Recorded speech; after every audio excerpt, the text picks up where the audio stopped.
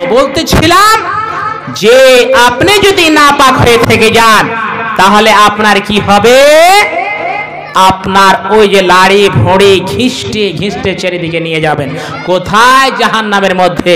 জাহান্নামীরা বলবে খেয়ে চলে এলো, কি ব্যাপার, আমরা তো এক কষ্টতে আছি, ই কোন এমন লোককে আল্লাহ ঢুকিয়ে দিল, হাই আল্লাহ আর বরদাস্ত হচ্ছে না।